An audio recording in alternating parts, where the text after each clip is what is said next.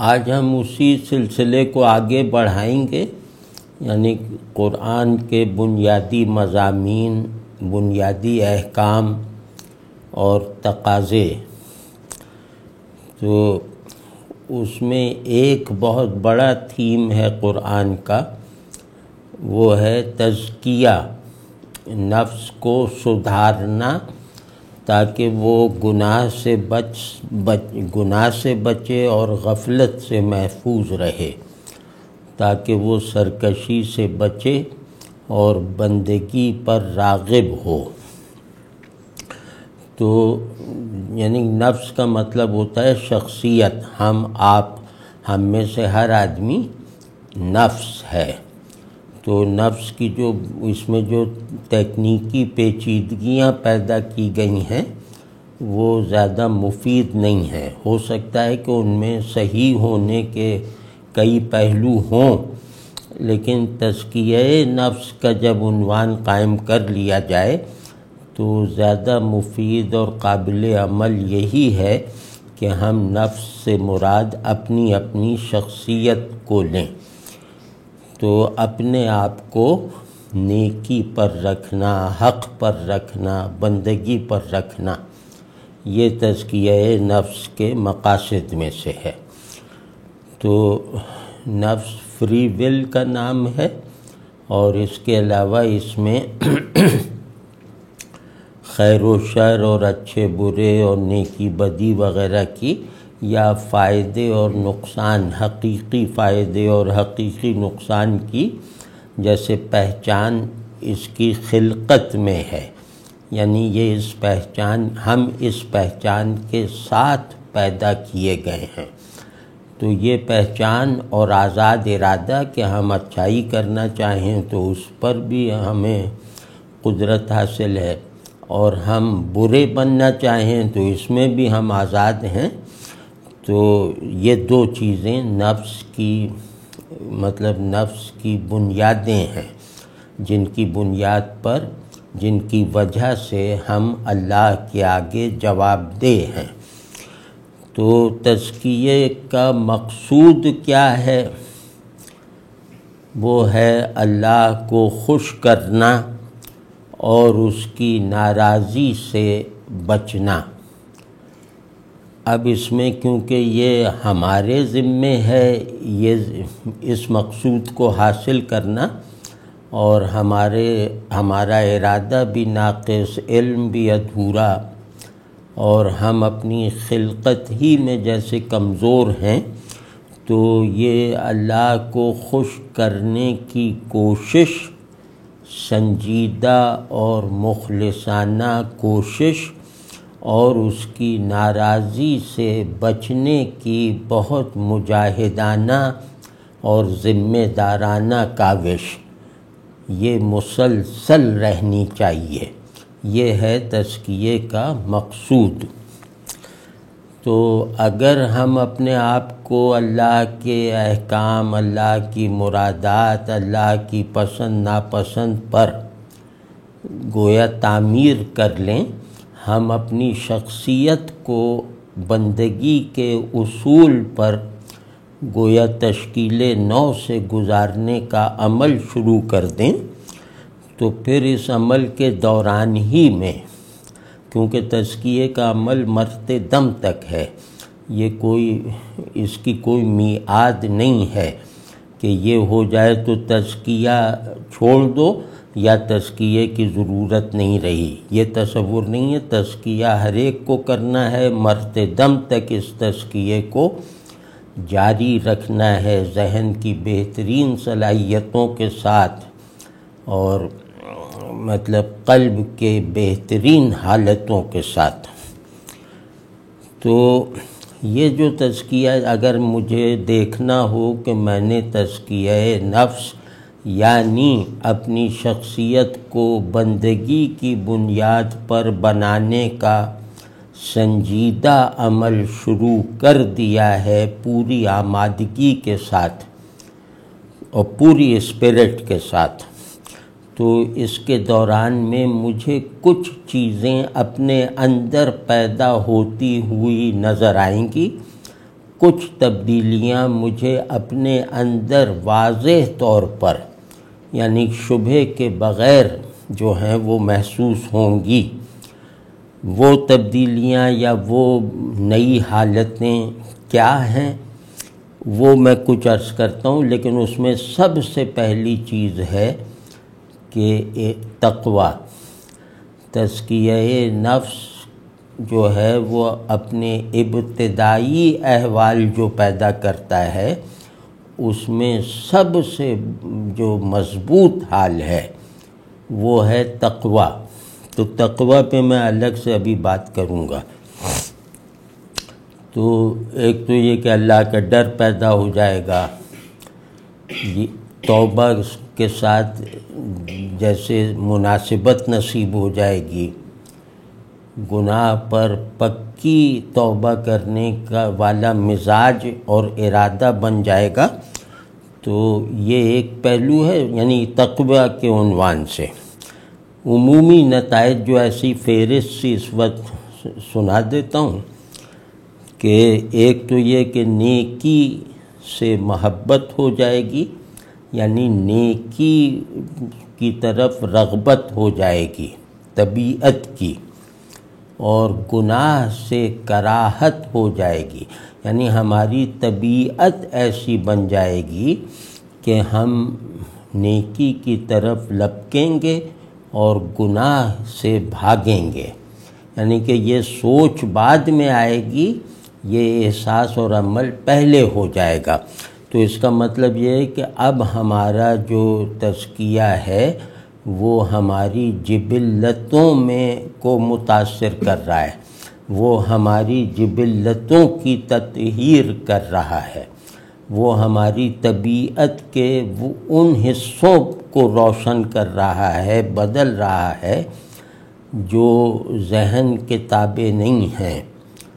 اور جو اکثر ارادے سے بھی باہر ہوتے ہیں، یعنی کہ اضطراری ہوتے ہیں، پسند ناپسند، محبت کراہت، غصہ یا اور لذت حاصل کرنا، یہ سارے طبیعت کے اندر موجود چیزیں اور میلانات ہیں جو عموماً ہمارے ذہن کی گرفت میں نہیں آتی اور ہمارے ارادے کی دسترس سے باہر رہ جاتی ہیں۔ تو وہاں وہ اصل میں وہ زون جو ہے ہمارا وہ تزکیے کا اصل ہدف ہے، سب سے مرکزی ہدف ہے، جہاں سے ہماری خواہشات پیدا ہوتی ہیں، یعنی جبلتیں وغیرہ۔ تو اس سطح پر آ کے یہ اگر حالت ہو جائے ہماری، یا یہ حالت اپنا اظہار کرنے لگے، چاہے تسلسل سے نہیں، کچھ وقفوں کے ساتھ، کچھ کوتاہیوں کے ساتھ، تو بھی یہ مقام شکر ہے کہ تزکیے کے عمل کا ایک بہت ہی قیمتی نتیجہ ابھی ادھورا ہی صحیح لیکن نکلنا شروع ہو گیا ہے، اور میری جبلت کی سطح پر، میری طبیعت کی سطح پر نیکی کا شعور گویا پسندیدہ کیفیت اور حالت کے طور پر داخل ہونا شروع ہو گیا ہے۔ تو یہ بہت امید کی بات ہے کہ نیکی کی رغبت اور گناہ سے کراہت، خیال بھی آئے تو آدمی کو اس سے گھن آئے، اور نیکی کتنی بھی بڑی ہو، کتنی بھی ناممکن ہو، کہ چاہے خواب میں دیکھی ہوئی نیکی ہو، وہ دل کو خوش کر دے، دل اس کی طرف لپکنے لگے، یہ جاننے کے باوجود کہ یہ نیکی، یہ خیر میری مطلب دسترس سے باہر ہے۔ تو یہ یعنی نظام پسند ناپسند کا جو ہے وہ اچھے برے کی بنیاد پہ چلنے لگے تو یہ فوراً محسوس ہوتا ہے۔ اسی طرح ایک اور بہت بڑا مقصود ایک ہی ہے، لیکن ہم اپنی آسانی کے لیے اس ایک مقصود یعنی اللہ کا دوست بننا، تزکیے کا مطلب ہے اللہ کا دوست بننا، تو اس کی یہ جہتیں ہیں، یعنی اللہ کا دوست بننا جیسے کل ہے، اللہ کو خوش رکھنا جیسے ایک کل مقصود ہے، تو وہ کل مقصود ہم ایسے کمزوروں کو بتا دیا جائے تو اس پر اٹیمپٹ کرنا ہمارے لیے ممکن نہیں رہتا، تو لہٰذا اس کے ایک ایک جز کو ہم بیان کر رہے ہیں تاکہ ہمیں کسی بھی جز سے مناسبت نصیب اگر ہو جائے اور ہم اس جز کو اپنے اندر جذب کر لیں تو کلی مقصود حاصل ہو جاتا ہے۔ تو کلی مقصود یعنی اللہ کی محبت، اللہ سے ڈرنا، اللہ سے سچا تعلق۔ تو اس اعتبار سے دوسرا جز اس مقصود کا یہ ہے اور لازمی جز کہ عبادات میں احسان کی کیفیت نصیب رہے، یعنی نماز پڑھتے ہوئے یہ جیسے محسوس ہوتا رہے یا یہ ذہن میں حاضر رہے یقین کی طرح کہ اللہ مجھے دیکھ رہا ہے۔ تو اب اس دیکھے جانے کا کوئی تصور نہ بنے، اللہ کی نظر میں ہونے کا سر دست کوئی احساس جو ہے وہ ہمیں محسوس نہ ہو رہا ہو، یہ سب ہمارے اندر کسی کیفیت میں نہ بھی ڈھل رہا ہو، تو صرف ذہن کا یہ ادراک، ذہن میں کار فرما یہ یقین کہ اللہ مجھے دیکھ رہا ہے، یہ آپ کو صاحب احسان بننے کے کہلوانے کے لیے جیسے کافی ہے، اتنا بھی تو وہ احسان عبادات میں کام کرے اور اطاعت میں یعنی احکام کی تعمیل میں آدمی کو جبر کا نہیں آزادی کا احساس ہو۔ تو اللہ کی اطاعت حقیقی آزادی ہے اور اللہ کی نظر میں ہونا حقیقی غلامی ہے، تو عبادات غلاموں کی طرح کرو اور احکام خصوصاً معاشرتی احکام کی تعمیل آزاد مردوں کی طرح، آزاد بندوں کی طرح کرو۔ تو اسی طرح ایک بہت ضروری ہے، یہ سب الگ الگ اس لیے بیان کر رہے ہیں کہ کسی میں کوئی رنگ ہوگا، کسی میں کوئی پہلو ہوگا، تو وہ سب اللہ کا شکر ادا کریں کہ یہ ان میں سے کچھ بھی اگر کسی کے یہاں موجود ہے۔ تو جس سے محبت ہے اللہ کے لیے ہے، جس سے دشمنی ہے وہ بھی اللہ ہی کے لیے ہے۔ تو یعنی نہ اپنے نفس کے لیے کسی سے دوستی ہے نہ کسی سے دشمنی۔ کسی نے مجھ پر احسان کر دیا تو اس کا شکریہ بھی اس لیے ادا کروں گا کہ اللہ کو پسند ہے کہ احسان کرنے والے کا شکریہ ادا کیا جائے، اور کسی سے دشمنی ہے تو اس کی بنیاد یہ ہرگز نہیں ہوگی کہ اس نے مجھ پر یہ زیادتی کی ہے، اس کی بنیاد ہمیشہ اس بات پہ ہوگی کہ اس سے دشمنی اللہ کو پسند ہے۔ تو یہ بہت بڑا اصول ہے، پورے دین کے جو بیسک مطالبات ہیں 4-5، ان میں سے ایک یہ ہے، اللہ کے لیے محبت، اللہ ہی کے لیے بغض۔ تو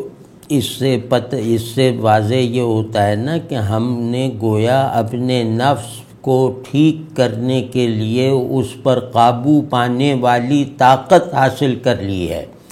اب نفس ہمیں مغلوب نہیں کر سکتا، نفس ہمیں وقتی طور پر کمزور تو کر سکتا ہے، مغلوب نہیں کر سکتا۔ ہم نفس پر غالب آ گئے ہیں اللہ کی خشیت کی وجہ سے، اللہ کی محبت کی وجہ سے، اللہ کی نظر میں ہونے کے احساس کی وجہ سے، یعنی کئی اسباب سے۔ تو یہ مل جائے تو کیا کہنے، مطلب یہ آدمی تو جیسے اللہ کی چلتی پھرتی نشانی ہے، جس کی محبت بھی اللہ کے لیے، دشمنی بھی اللہ کے لیے۔ اور اسی طرح نفس کی ایک دو حالتیں ہوتی ہیں، یہ عام طور پر محسوس ہوتی ہیں، اور اگر کسی کو نہ ہو رہی ہو محسوس یہ حالتیں، تو اس کا ہرگز یہ مطلب نہیں ہے کہ اسے تزکیے کا یہ پھل نصیب نہیں ہے، کیونکہ بعض مرتبہ تزکیے کے نتائج محسوس نہیں ہوتے، وہ آپ کے عمل سے اپنا اظہار کرتے ہیں، اور عمل آپ کو ہمیشہ محنت سے کرنا پڑتا ہے۔ تو یہ جو کیفیات سے خالی مجاہدانہ عمل کا جو ماحول ہے، یہ تزکیے کی قبولیت اور کامیابی کے اعلیٰ شواہد میں سے ہے، یہ کوئی چھوٹی بات نہیں ہے۔ تو نہ بھی ہو احساس تو یہ دیکھنا چاہیے کہ عمل گناہ کی اور سرکشی سے پاک ہے، اور عبادت کسل اور سستی سے محفوظ ہے، تو بس سب ٹھیک ہے۔ تو جو حالت ہے جس کو ہم کہہ رہا ہوں کہ یہ اکثر محسوس ہوتی ہے، اکثر لوگوں کو ہو سکتی ہے، وہ یہ ہے کہ اللہ سے ڈر تسکین کی کیفیت رکھنے لگے، یعنی میں اللہ سے اس طرح ڈرنے لگا کہ اس ڈر سے مجھے تسکین حاصل ہوتی ہے، فرحت حاصل ہوتی ہے، مجھے گویا اپنے آپ پر جیسے ایک اعتماد کا موقع مل جاتا ہے، میرے غم دھل جاتے ہیں اللہ سے ڈرنے کی وجہ سے، میرا نفس مطلب میرا دل ایک بالکل اسٹیٹ آف فلفلمنٹ میں رہتا ہے، اللہ کے خوف کو محسوس کر لینے یا اللہ کے خوف کو اپنا مطلوب بنا لینے کے نتیجے کے طور پر۔ تو اللہ کا خوف ایسا ہو کہ تسکین کے ساتھ ہو، اور محبت ایسی ہو جو اضطراب، بے تابی اور بے چینی کے ساتھ ہو، وہ دعوے کے ساتھ نہیں، بلکہ وہ محبت ہر وقت آپ کو اللہ پر نثار ہوتے رہنے پر مائل رکھے۔ تو اللہ پر نثار ہونا ہے محبت سے، اللہ سے خود کو جیسے بالکل سرشار رکھنا ہے، اللہ کی یاد سے خود کو بھرا پورا رکھنا ہے اس کی خشیت کے ذریعے سے۔ تو یہ دو نعمتیں بھی نصیب ہو جائیں تو یہ ظاہر ہے ولی اللہ اس کے سوا کون ہوگا جس کو یہ حالت نصیب ہو جائے۔ تو اسی طرح کچھ چیزیں ایسی ہیں جو عمل سے ظاہر ہوتی ہیں، یعنی تزکیے کے بعض جو نتائج ہیں وہ باطنی نہیں ہیں، عملی ہیں، اور جیسے تعمیل حکم کا کی کیٹیگری میں آتی ہیں۔ تو وہ کیا ہے کہ اتباع رسول صلی اللہ علیہ وآلہ وسلم کا ذوق اور جذبہ پیدا ہوتا ہے، جو بندگی کو سنت کی بنیادوں سے ہلنے نہیں دیتا، جو اپنی بندگی کی تمام ضروریات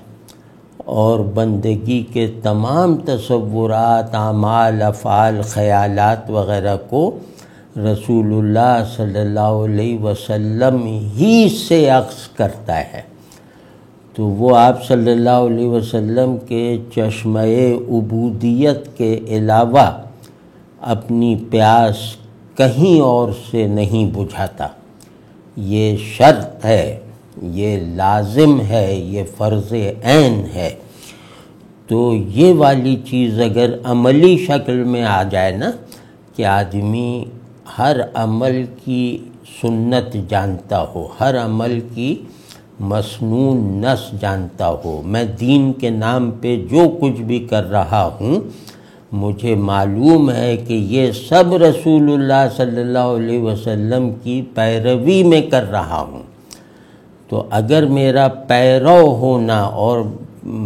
یعنی پیرو محض ہونا یہ خود مجھ پر ثابت ہو جائے تو میں گویا اس بات پر یقین رکھنے کا ہر حق رکھتا ہوں کہ میرا نفس حالت تزکیہ میں ہے۔ تو اس کے علاوہ حقوق العباد میں حساس ہو جاتا ہے آدمی، یعنی اگر اس کا تزکیہ درست سمت میں کامیابی کے ساتھ چل رہا ہے تو اس کی ایک علامت یہ ہوگی کہ وہ بندوں کے، مخلوقات کے، نیچر کے، یعنی اپنے سے متعلق لوگوں اور چیزوں سب کے حقوق کے بارے میں بہت حساس ہو جاتا ہے،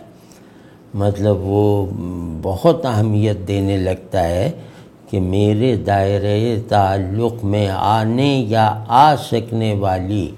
کسی بھی چیز کو مجھ سے کوئی ضرر نہ پہنچے، کوئی نقصان نہ پہنچے۔ تو یہ آپ سوچ لیں کہ یہ جیسے آدمی جیسے باطن جگمگا رہا ہے، اسی طرح اس کا ہر عمل جو ہے وہ باطن کی روشنی کے سانچے میں ڈھل کر نکلتا ہے، تو اس کا ہر عمل بھی جیسے روشنی پھیلا دیتا ہے۔ تو حب دنیا نہیں ہوتا دل میں، دنیا کی محبت، یعنی دنیا کی ضرورت اور دنیا کی کو نعمت ماننے کے نتیجے میں اسے حاصل کرنے کی کوشش، اور اس کوشش میں کامیابی پر شکر اور ناکامی پہ صبر، یہ سب تو ٹھیک ہے، وہ ظاہر ہے کہ دنیا نعمتوں کا بھی گھر ہے۔ تو دنیا کو ضرورت کے درجے میں رکھنا یا دنیا کو اور ضرورت کا یہ درجہ صرف انفرادی نہ رکھنا کہ میری دنیا میری ضرورت بھی پوری کرے اور میں دوسروں کی بھی ضرورت پوری کرے، تو دونوں صورتوں میں اس کو ضرورت کے درجے پہ رکھنا، اس کا فائدہ یہ ہوتا ہے کہ آدمی، مطلب ایک فائدہ یہ ہوتا ہے کہ آدمی دنیاوی مدد کر کے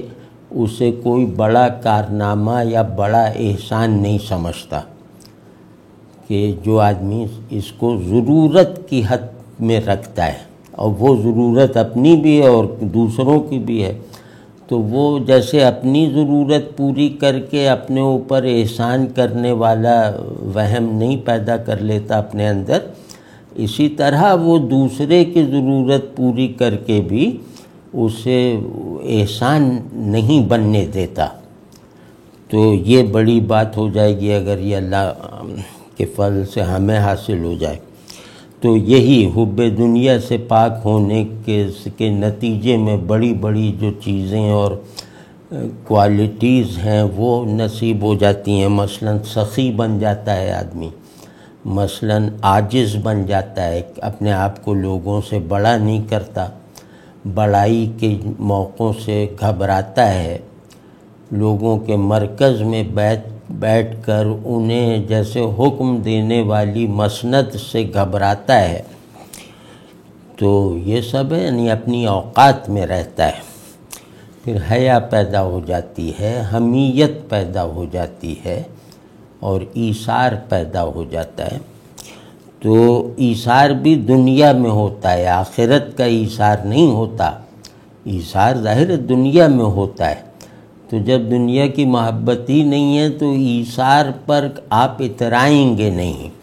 یعنی کسی کی مدد کر کے یا اس کے مطالبے کو مان کر اپنا یہ حق چھوڑ دینے سے آپ کے اندر کوئی غرور نہیں پیدا ہوگا کہ دیکھو میں کیسا خاص آدمی ہوں، میں نے یہ کر دیا، میں نے اس کو یہ دے دیا، میں نے اپنا یہ حق چھوڑ دیا۔ تو یہ سب بالکل چھوٹی چھوٹی چیزیں ہیں، کیونکہ محبوب چیزوں کو دینا وہ یاد رہتا ہے، لیکن جس چیز سے آپ کو کوئی محبت ہی نہ ہو وہ ادھر سے ادھر کرتے رہنے میں بس صرف جسمانی محنت ہو سکتی ہے، باقی کوئی احسان نہیں ہے۔ تو یہ نصیب ہو جاتی ہے۔ اسی طرح گناہ کو ترک کرنے کی توفیق مل جاتی ہے۔ گناہ ہو جائے تو اسے یقیناً بخشوا دینے والی توبہ کی نعمت حاصل ہو جاتی ہے، اور غفلت سے جان چھوٹ جاتی ہے، اس غفلت سے جو اللہ کو جیسے بھولے رہنے پر بھی جو ہے وہ ہمیں متوجہ نہیں ہونے دیتی، یعنی اللہ کو بھول جانا ہمارے لیے تکلیف دہ نہیں رہتا۔ اللہ کو گھنٹے بھر 2 گھنٹے کے لیے ہم نے کسی وجہ سے فراموش کیا ہوا ہے، اور پھر 2 گھنٹے بعد ہمیں یاد آیا کہ ارے اللہ کو تو ہم بھولے ہوئے تھے۔ اب یہاں آدمی کی پرکھ ہوتی ہے۔ ایک آدمی گھبرا جاتا ہے کہ یا اللہ میں 2 گھنٹے سے آپ کو بھولا ہوا تھا، اب جلدی جلدی ذرا زور لگا کے یاد کرتا ہوں، اور دوسرا ایک بار سن لے گا، رسمی سا افسوس کرے گا، دوسری بار میں تیسری بار میں وہ یہ کہنے لگے گا کہ میں کوئی جان بوجھ کے بھولا ہوں، بس ٹھیک تو ہے، میں کون سا شراب نوشی کر رہا تھا، میں دفتر کا کام کر رہا تھا، میں لیٹا ہوا سوچ رہا تھا کچھ اور چیزیں، تو اس میں کون سا گناہ کا پہلو تھا۔ تو یہ مجھے بار بار یہ یاد دہانی نہ ہوا کرے کہ تم اللہ کو اتنی دیر کے لیے بھولے ہوئے تھے۔ یہ آدمی اب غفلت کا مریض بن کر رہے گا، جسے اللہ کی یاد چونکا نہیں دیتی، جیسے اس کو ریسکیو نہیں کر لیتی، وہ آدمی پھر بے آسرا ہے، وہ آدمی غفلت کا مریض ہے، وہ آدمی اللہ سے تعلق کے لیے ڈسکوالیفائیڈ ہے، جسے غفلت کے لمحات گزر جانے کے بعد اللہ کی یاد چونکا نہیں دیتی، جگا نہیں دیتی، زندہ نہیں کر دیتی۔ تو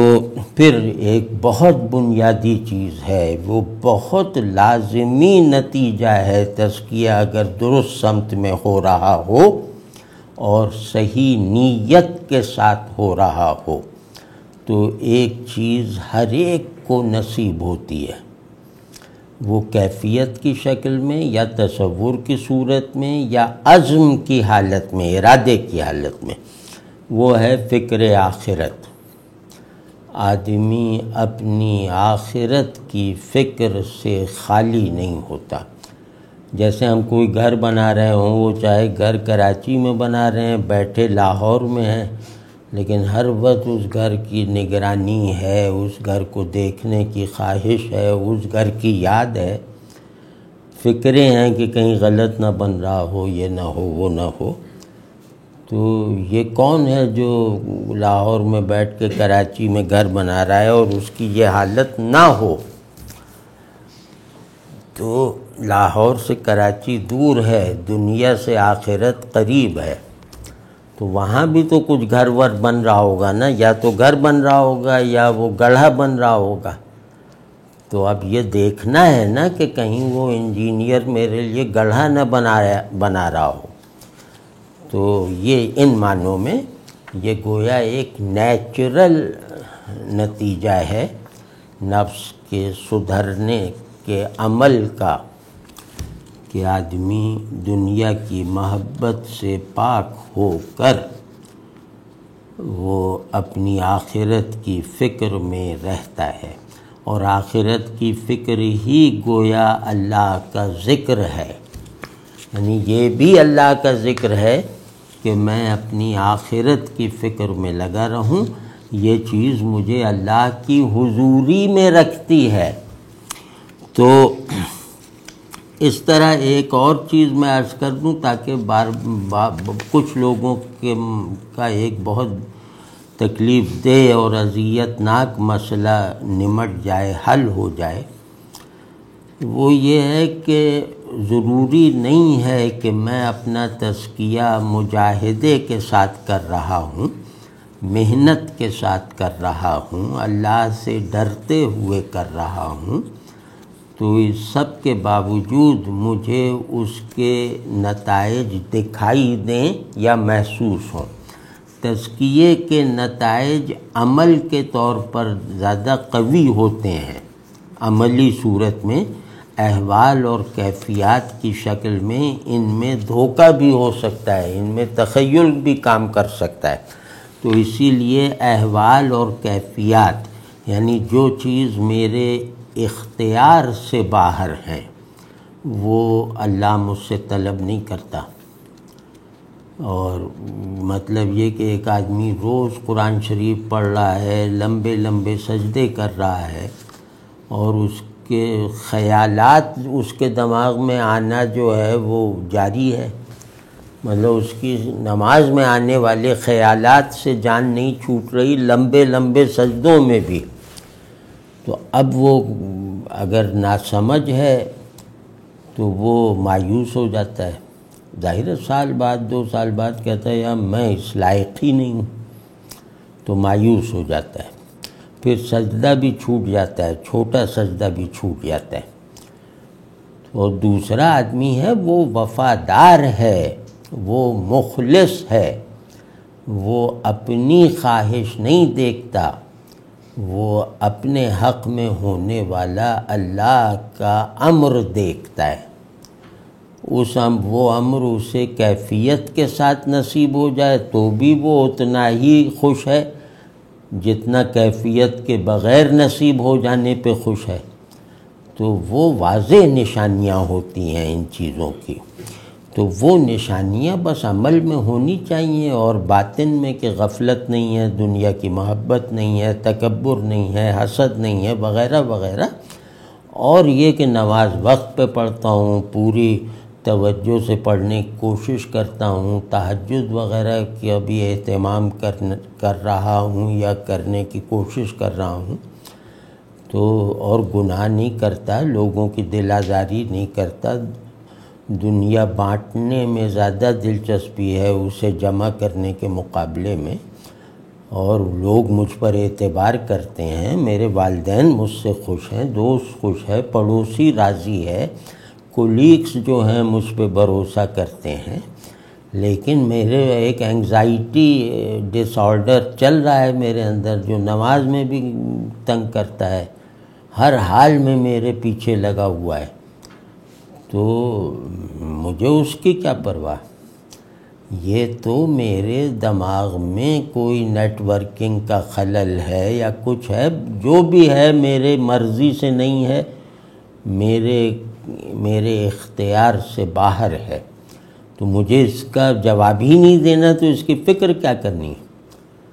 اللہ کا شکر ہے کہ جن باتوں میں جواب دینا ہے، جن باتوں پر میری جنت و دوزخ کا فیصلہ ہونا ہے،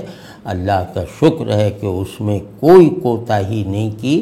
اس حال میں بھی نہیں کی کہ دل تنگ ہو رہا ہے، ذہن بلینک ہو رہا ہے، آنکھیں نیند سے بوجھل ہوتی جا رہی ہیں، جی نہیں چاہ رہا، لیکن اس وقت بھی کھڑا ہو جاتا ہوں اور پوری طرح اپنے آپ کو جیسے گردن پکڑ کر اللہ کے حضور میں جھکا دیتا ہوں۔ تو بس اتنا کافی، بلکہ اس کو تو شاید 4-6 گنا زیادہ ترقی مل جائے، ہو سکتا ہے یہ تزکیہ نفس میں زیادہ کامل حالت رکھتا ہے وہ، جس کو ہر عمل کے لیے مزاحمت کا سامنا کرنا پڑتا ہے، اور وہ مطلب اس میں ہر عمل کو انجام دینے کے لیے اسے محنت اور مجاہدے سے کام لینا پڑتا ہے، تو اللہ اس کو کس نظر سے دیکھ رہا ہوگا؟ مطلب قیاس کیا جا سکتا ہے نا کہ ہمیں تو مصلی پہ کھڑے ہوئے اور تخیل میں فلم چلنے لگی کہ فرشتے اڑ رہے ہیں، عرش کے پائے پہ ہم سجدہ کر رہے ہیں اور فلاں اور ڈھیما، یہ سب تخیل میں ہو رہا ہے، اسے ہم کہتے ہیں یہ احسان ہے۔ یا ایسے ہی کوئی مشق کر رکھی ہے کہ جب چاہیں رونے لگیں تو سجدے میں رونے لگیں اور مطمئن ہے کہ یہ نماز سجدے کا حق ادا کر دیا ہم نے، تو یہ سب واہمیں ہیں، یہ سب خرافات ہیں۔ اگر یہ اس طرح کے نتائج سے جو ہے وہ دوری پیدا کریں یا ان دیگر نتائج کی ناقدری پیدا کریں یا کوئی دعویٰ پیدا کریں۔ تو اللہ نے اس آدمی کو بچا رکھا ہے کہ بیچارے کو پتہ ہی نہیں کہ اس کی نماز قبول بھی ہوگی یا نہیں ہوگی، اور اس کو بہت کم ایسا ہوتا ہے کہ نماز پڑھنا آسان لگے، اسے یکسوئی نصیب ہی نہیں ہو پاتی، لیکن اس کی تکبیر اولیٰ فوت نہیں ہوتی۔ اللہ کے ساتھ وفاداری کا عزم کبھی کمزور نہیں پڑتا، یہ صاحبان کیفیات سے کہیں بڑی بڑی قربانیاں اللہ کے لیے دے سکتا ہے، کیونکہ مجاہدے کا عادی ہے نا، یعنی نفس کو جو چیز ناگوار ہے یہ اسے کر گزرتا ہے۔ تو جو آدمی یہ طاقت اللہ کے فضل سے حاصل کر لے تو وہ تو دنیا بھی بانٹ دے گا، کیونکہ دنیا دینا نفس کے لیے ناگوار ہے۔ اس نے تو اپنی عادت ہی یہ بنا رکھی ہے کہ نفس کے لیے، نفس امارہ کے لیے ناگوار چیزوں کو میں کرتا رہوں گا۔ تو وہ تو اب آپ سوچ لیں کہ نفس امارہ پر ایسی فتح کس کو نصیب ہوگی؟ کسی صاحب کیفیات کو ہو سکتی ہے نفس امارہ پہ ایسی فتح اور غلبہ؟ تو اس کو ہو جاتا ہے، لیکن اس کو کیفیت نہیں ہے، اور پھر یہ کیفیات کا طالب بھی نہیں رہتا۔ اللہ اسے ماورائے کیفیات اخلاص القا کر دیتا ہے، اور یہ بس اس اخلاص میں رہتا ہے، ایک مجاہدانہ اخلاص، ایک عاجزانہ وفاداری، اور اللہ سے امید اور خوف کے اصول پر تعلق رکھنے میں آخری درجے تک کامیابی۔ تو بہت بڑی بات ہے، تو کبھی ان باتوں کو نہ سوچیں، رزلٹ اورینٹڈ نہ بنائیں، اپنے تصور کے مطابق ہر چیز کا نتیجہ جو حتمی نتیجہ ہے وہ آخرت میں نکلے گا۔ تو یہاں بس اتنا کافی ہے کہ یا تو میں رغبت سے اطاعت کر رہا ہوں، عبادت کر رہا ہوں، یا مجبور کر کے خود کو اللہ کے حضور میں جھکاتا ہوں۔ کبھی نماز بھاری ہے، کبھی کسی کی نماز ہلکی ہے، تو ہمیں کیا معلوم کہ ان میں سے کون سی نماز اللہ کے یہاں قبولیت پائے گی؟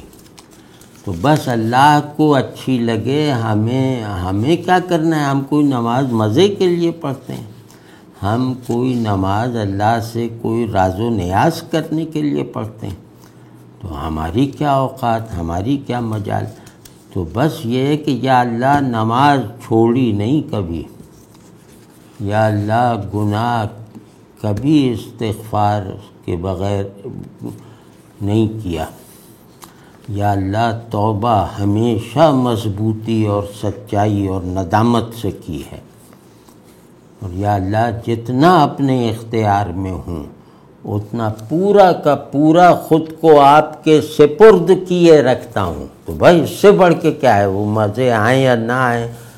کیفیت محسوس ہو یا نہ ہو،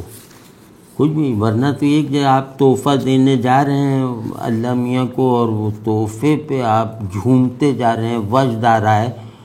کہ میں تحفہ دینے جا رہا ہوں اللہ کو، تو یہ بھی چلو اچھی بات ہے، اللہ اس وجد کو سمجھو کہ معاف کر دے تو بڑی رحمت ہے۔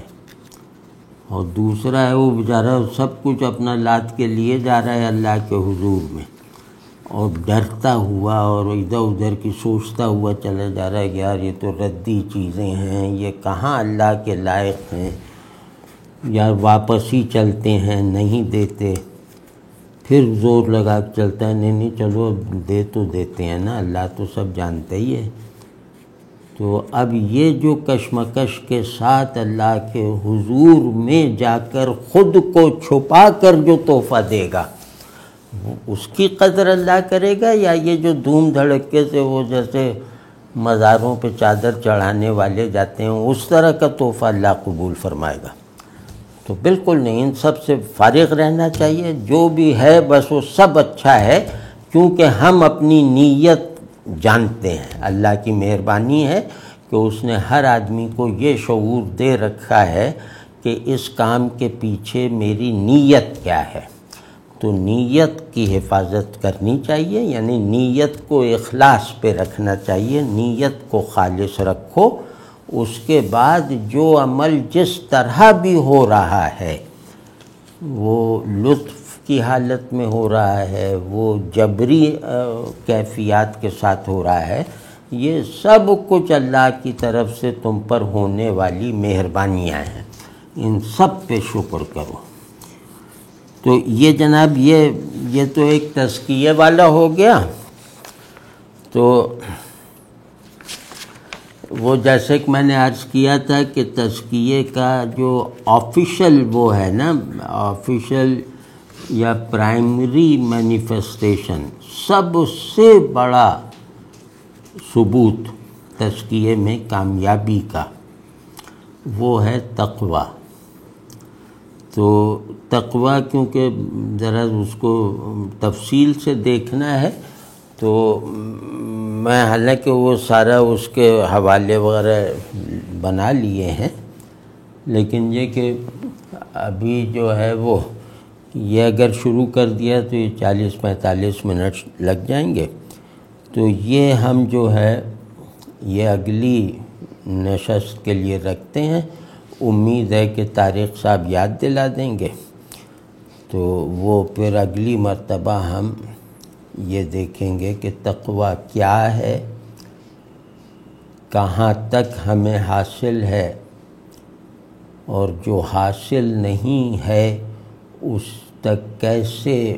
رسائی حاصل کی جائے. تو یہ سب ہم کوشش کریں گے، اور اللہ اس کوشش کو کامیاب بنائے، ہماری نیت صحیح رکھے، اور ہمیں جو ہے اپنا ایسا وفادار بنائے کہ ہمیں اس کی طرح، ہمیں کڑوا بھی اس کی نسبت سے ملے تو میٹھا لگے. تو ہم کسی دعوے والی کیفیت سے محفوظ رہیں، ہم خود کو فریب میں رکھنے والے ہر مکاشفے اور مشاہدے سے محفوظ رہیں. اس کی دل سے دعا کرنی چاہیے کہ یا اللہ کسی بھی ایسی بظاہر اچھی چیز میں ہمیں نہ ڈالنا جو بڑی آزمائش کے طور پر آتی ہے. ہمیں بس سیدھا سادہ یہ کہ ہم بس آپ کے کام کرتے رہیں اور ہماری نیت میں کھوٹ نہ رہے. ہمیں نہ کامل بننا ہے، ہمیں نہ بزرگ بننا ہے، ہمیں نہ وہاں جا کے آخرت میں اپنا نام اونچا کرنا ہے، کچھ بھی نہیں کرنا. ہمیں رسول اللہ صلی اللہ علیہ وسلم کو اپنے اوپر مسکراتے ہوئے شفقت سے دیکھنا ہے، اور یہ امید رکھنی ہے کہ شاید اعمال وغیرہ کا حساب لیے بغیر ہی آپ ہمیں جنت میں بھیج دیں، اور اس جنت میں جہاں مطلب ہم رسول اللہ آپ کو بھی دیکھیں اور رسول اللہ صلی اللہ علیہ وسلم کو بھی دیکھتے رہیں. بس یہ ہمارے سب مفادات ہیں،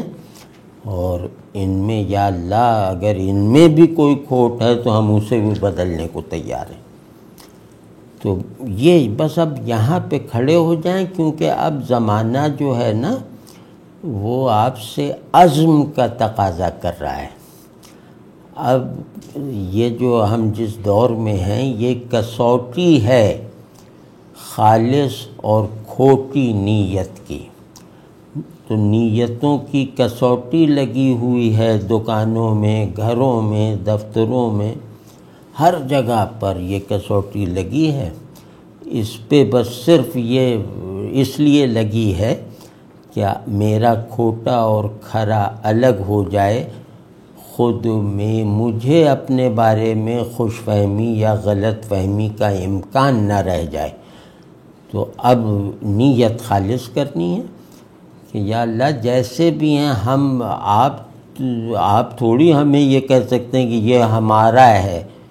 ظاہر ہے ہماری کیا حیثیت ہے کہ آپ یہ کہیں، ہم تو اس کے بھی طالب نہیں ہیں.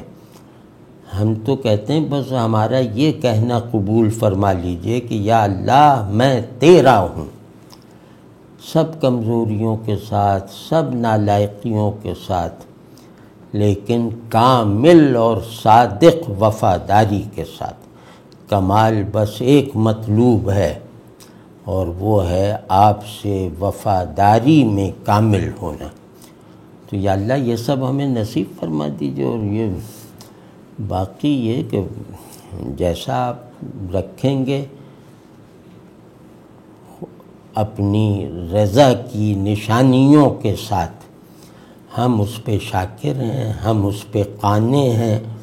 ہم اسے اپنی منزل بنا لینے پر راضی ہیں۔